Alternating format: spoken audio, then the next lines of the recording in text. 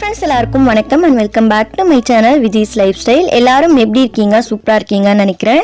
இன்னைக்கு வந்து ஒரு இன்ட்ரஸ்டிங்கான vlog தான் வந்து பார்க்க போறோம். மார்னிங் 5:30 ல இருந்து 9:30 வரை என்னோட டே ரொட்டீன், அதுக்கு அப்புறம் நிறைய ரெசிபீஸ்லாம் வந்து ஷேர் பண்ணிருக்கேன்.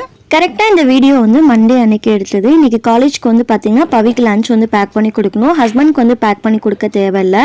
பிரேக்ஃபாஸ்ட்டுக்கு பூரி பண்ணலான் இருக்கேன். லஞ்சுக்கு வந்து தேங்காய் பால் சாதம் வந்து பண்ணலான் இருக்கேன். பூரிக்கு சைடிஷாக பட்டாணியும் உருளைக்கிழங்கும் ஆட் பண்ணி சால்னா பண்ண போகிறேன். அதனால முந்தின நாள் நைட்டே வந்து பார்த்திங்கன்னா பட்டாணி வந்து ஊற வச்சு எடுத்திருக்கேன். இந்த சால்னா பண்ணுறதுக்கு ஒரு மிக்ஸி ஜாரில் ஃபஸ்ட்டு ஒரு பேஸ்ட் ரெடி பண்ணிக்கலாம். அதுக்கு வந்து ஒரு தக்காளி, 2 சின்ன பச்சை மிளகாய், கொஞ்சமாக வந்து இஞ்சி, 6லேருந்து 7 பல் பூண்டு, கூடவே கொஞ்சமாக வந்து மல்லி, 5 முந்திரி பருப்பு சேர்த்து இதை வந்து அரைச்சிக்கலாம். ஃபஸ்ட்டு இதை அரைச்சிட்டு சால்னாக்கு தேவையான வெஜிடபிள்ஸ்லாம் வந்து கட் பண்ணிக்கிறேன். முந்தின நாள் நைட்டே நம்ம நாளைக்கு என்ன பிரேக்ஃபாஸ்ட் வந்து லஞ்ச் வந்து பண்ண போகிறோங்கிறத நம்ம வந்து பிளான் பண்ணி வச்சிட்டோம் அப்படின்னா நெக்ஸ்ட் டே நம்ம கிச்சனுக்குள்ளே வந்த உடனே வந்துட்டு சமைக்கிறதுக்கு ஈஸியாக இருக்கும். மெயினாக வீட்டில் நம்ம எப்பவும் மாவு இருக்க மாதிரி பார்த்துக்கிட்டோம் அப்படின்னாலே போதும். பிரேக்ஃபாஸ்ட் வந்து நமக்கு டைம் இல்லை அப்படிங்கிற பட்சத்தில் ரொம்ப ஈஸியாகிடும். இந்த சால்னா பண்ணுறது ரொம்ப சிம்பிள் தான். பேனில் வந்து 2 ஸ்பூன் அளவுக்கு ஆயில் ஆட் பண்ணிவிட்டு அதில் வந்து பார்த்திங்கன்னா ஒரு சின்ன துண்டு பட்டை, ஒரு ஏலக்காய், 2 கிராம்பு, கூடவே வந்துட்டு கொஞ்சமாக வந்து பார்த்திங்கன்னா சோம்பு வந்து சேர்த்துக்கலாம். இது பொரிஞ்சதுக்கு பிறகு 2 பெரிய வெங்காயம் பொடியாக வந்து சாப் பண்ணி எடுத்திருக்கேன். அதையும் வந்து சேர்த்துட்டு கொஞ்சமாக வந்து சால்ட்டை சேர்த்துட்டு வெங்காயத்தை வந்து வதக்கிக்கலாம். வெங்காயம் வந்து ரொம்ப வதங்கணும்னு அவசியம் இல்லை. லைட்டாக வந்து கண்ணாடி பதம் வந்தாலே வந்து போதும். இங்கே வந்து வெங்காயம் வதங்குறதுக்குள்ளேயும் வந்து பார்த்திங்கன்னா உருளைக்கிழங்கு வந்துட்டு தோலை சீவிட்டு கட் பண்ணி எடுத்துக்கிறேன். நம்ம குக் பண்ணிட்டு இருக்கும் போதே சைடில் வந்து வெஜிடபிள்ஸ் கட் பண்ணுற ஒர்க்லாம் இருந்ததுன்னா பார்த்துட்டோம்னாலே போதும். சீக்கிரமாகவே வந்து குக்கிங் ஒர்க்கை வந்து முடிச்சிடலாம். இங்கே வெங்காயமும் ரொம்ப நல்லா வதங்கிருச்சு. இப்போ வந்து இதில் ஊற வச்சிருக்க பட்டாணி கூடவே வந்து 2 உருளைக்கிழங்கு பெரிய சைஸில் கட் பண்ணியிருக்கேன். அதையும் வந்து சேர்த்துட்டு இதோட பச்சை வாசனை போகிற அளவுக்கு நம்ம வதக்கிக்கலாம்.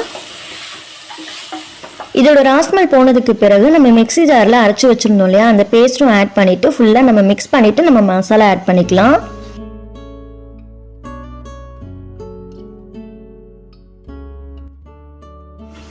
மசாலாக்கு கொஞ்சமாக மஞ்சள் தூள், 1 ஸ்பூன் மிளகாய் தூள், 1 ஸ்பூன் மல்லித்தூள், கூடவே வந்துட்டு 1/2 ஸ்பூன் அளவுக்கு கரம் மசாலா சேர்த்துட்டு மசாலாவோட ராஸ்மல் போகிற அளவுக்கு நம்ம வந்து குக் பண்ணிக்கலாம்.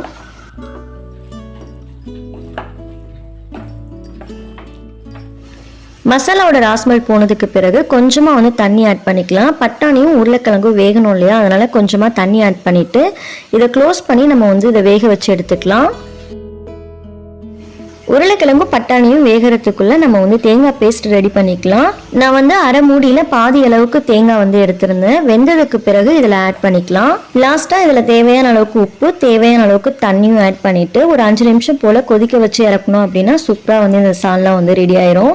இதில் வந்து நீங்கள் பன்னீர் கூட நீங்கள் ஆட் பண்ணி இந்த சால்னா வந்து பண்ணலாம்.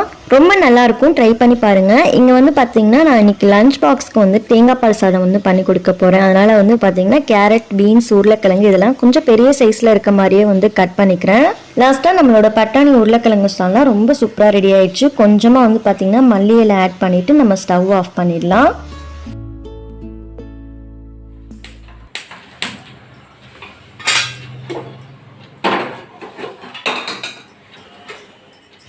நெக்ஸ்ட்டு வந்து குக்கரில் வந்து தேங்காய் பால் சாதம் வந்து பண்ணுறதுக்கு வந்துட்டு 2 ஸ்பூன் அளவுக்கு ஆயில் ஆட் பண்ணிவிட்டு கூடவே வந்து 2 ஸ்பூன் வந்துட்டு நெய்யும் ஆட் பண்ணிக்கிறேன். இன்றைக்கி தேங்காய் பால் சாதம் வந்து பாஸ்மதி ரைஸில் தான் வந்து பண்ண போகிறேன். 20 நிமிஷம் வந்து ஊற வச்சு எடுத்திருக்கேன். எண்ணெய் இங்கே சூடானதுக்கு பிறகு பிரியாணி இலை, பட்டை, கிராம்பு, ஏலக்காய் இதெல்லாம் வந்து ஆட் பண்ணிக்கலாம். நம்ம பிரியாணி ஸ்பைசஸ்லாம் ஆட் பண்ணிவிட்டு அதோட ஃப்ளேவர் இறங்கினதுக்கு பிறகு இதில் வந்து ஒரு பெரிய வெங்காயம் நீல வாக்கில் கட் பண்ணது அதையும் வந்து சேர்த்துட்டு நல்லா வதங்கினதுக்கு பிறகு நம்ம வந்து கட் பண்ணி வச்சிருக்க வெஜிடபிள்ஸ் வந்து ஆட் பண்ணிக்கலாம். இதில் வந்து நம்ம கேரட், பீன்ஸ், உருளைக்கிழங்கு, பச்சை பட்டாணி, காலிஃப்ளவர் எது வேணாலும் நம்ம ஆட் பண்ணிக்கலாம். லாஸ்ட்டாக வந்து கொஞ்சமாக வந்து சால்ட் ஆட் பண்ணிட்டு காயை வந்து நல்லா வதக்கிக்கலாம். இங்கே வந்து தேங்காய் பால் சாதம் வந்து பண்ணிட்டு இருக்கும் போதே வந்து பார்த்தீங்கன்னா பக்கத்தில் வந்து கொஞ்சமாக ரைஸ் ஆட் பண்ணி தயிர் சாதம் வந்து பண்ணலாம் அப்படிங்கிறதுக்காக வச்சிருக்கேன். சடனாக வந்து ஒருத்தருக்கு வந்து லஞ்ச் வந்து பேக் பண்ணி கொடுக்கணும். அவங்க வந்து தேங்காய் பால் சாதம் வந்து சாப்பிட மாட்டாங்க அப்படிங்கிறதால ரெடி பண்ணிட்டு இருக்கேன். இங்கே வந்து வெஜிடபிள்ஸ் வந்து நல்லா வதங்கினதுக்கு பிறகு நான் வந்து இஞ்சி பூண்டு பேஸ்ட் வந்து 1 ஸ்பூன் அளவுக்கு எடுத்திருக்கேன். அதையும் வந்து சேர்த்துட்டு ராஸ்மல் போகிற அளவுக்கு வதக்கிக்கலாம். இதோட ராஸ்மல் போனதுக்கு பிறகு இதில் வந்து காரத்துக்கு 3 பச்சை மிளகாய், கூடவே வந்துட்டு கொஞ்சமாக மல்லி, கொஞ்சமாக வந்து புதினாவும் சேர்த்துட்டு புதினாவும் மல்லியும் வந்து நல்லா வதங்கணும். இது நல்லா வதங்கினதுக்கு பிறகு நம்ம தேங்காய் பால் ஆட் பண்ணிக்கலாம்.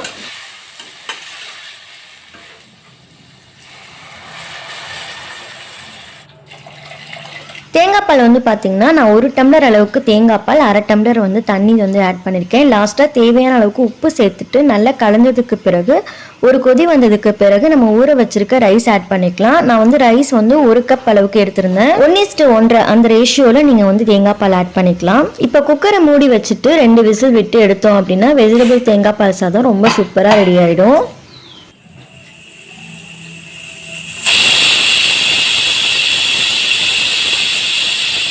விசில் செட்டில் ஆனதுக்கு பிறகு நம்ம ஓப்பன் பண்ணிவிட்டு ஒரு டைம் வந்து ஃபுல்லாக வந்து கிளறி விட்டுடலாம். நம்ம வந்து கொஞ்சம் லேட்டாக வந்து லஞ்ச் வந்து பேக் பண்ணுறோம் அப்படின்னாலும் முன்னாடியே வந்துட்டு நம்ம ஓப்பன் பண்ணிவிட்டு மிக்ஸ் பண்ணிட்டோம் அப்படின்னா நமக்கு வந்துட்டு கட்டி ஆகாமல் இருக்கும்.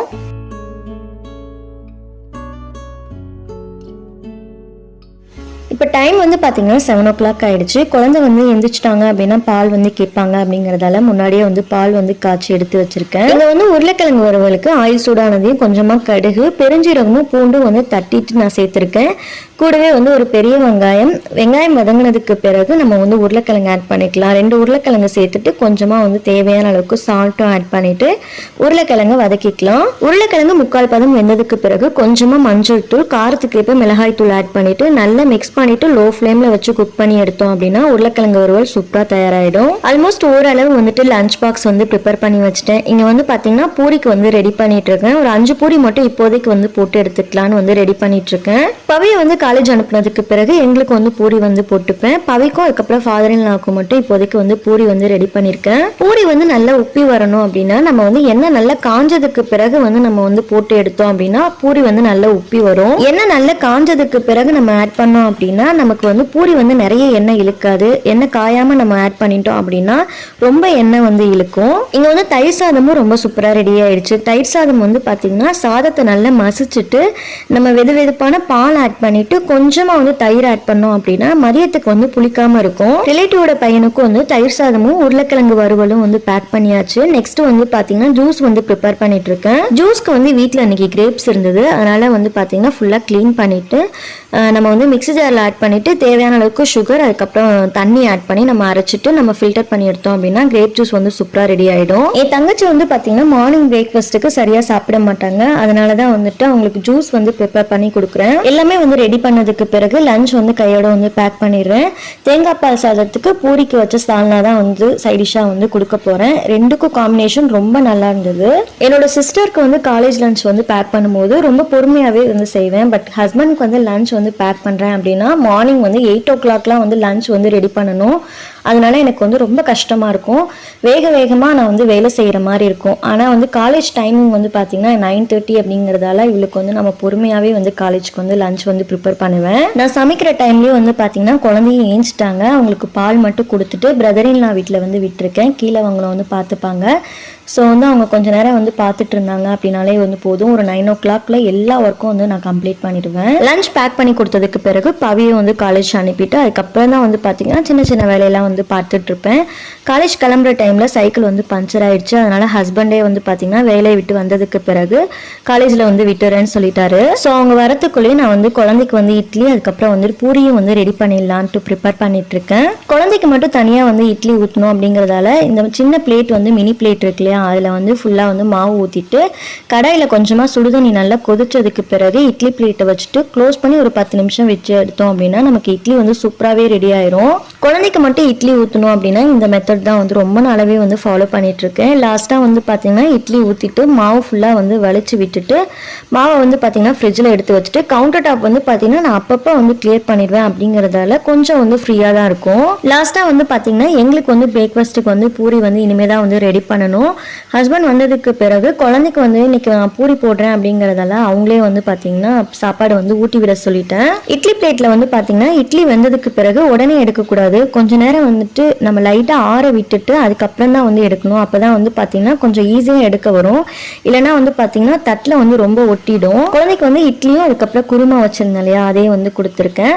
குழந்தை வந்து மேக்ஸிமம் நாங்கள் என்ன சாப்பிட்றோமோ அதையே வந்து அவங்க வந்து சாப்பிட பழகிட்டாங்க. நம்ம என்ன சாப்பிட்றோமோ அதையே வந்து சாப்பிட சொல்லி சொல்லி பழக்கிட்டோம் அப்படின்னா நமக்கு வந்து எந்த ஒரு கஷ்டமும் இருக்காது. ஸோ வந்துட்டு அவங்களுக்கு ஈஸியாக வந்து பார்த்தீங்கன்னா நம்ம வந்து ஃபுட்டு வந்து பழக்கிடலாம். லாஸ்ட்டாக வந்து பார்த்தீங்கன்னா எங்களுக்கும் வந்துட்டு பூரி வந்து ரெடி பண்ணிட்டு இருக்கேன். டெய்லி மார்னிங் வந்து பார்த்தீங்கன்னா 9 o'clock வரதான் வந்து பார்த்தீங்கன்னா நிறைய ஒர்க் இருக்க மாதிரி இருக்கும். அதுக்கு நடுவுலையும் வந்து பார்த்தீங்கன்னா தண்ணி பிடிக்கிற ஒர்க்லாம் இருக்கும். ஸோ டைம் மேனேஜ் பண்ணி தான் வந்து வேலையை வந்து பார்த்துட்டு இருப்பேன். ஸோ இந்த வீடியோ வந்து உங்களுக்கு பிடிச்சிருக்குன்னு சொல்லி நினைக்கிறேன். வீடியோ பிடிச்சிருந்தா லைக் பண்ணுங்க. நீங்க இப்பதான் சேனலுக்கு ஃபர்ஸ்ட் அப்படின்னா மறக்காம சப்ஸ்கிரைபும் பண்ணி வச்சுக்கோங்க. இன்னொரு வீடியோல உங்களுக்கு சந்திக்கிறேன். அது வரைக்கும் பாய்.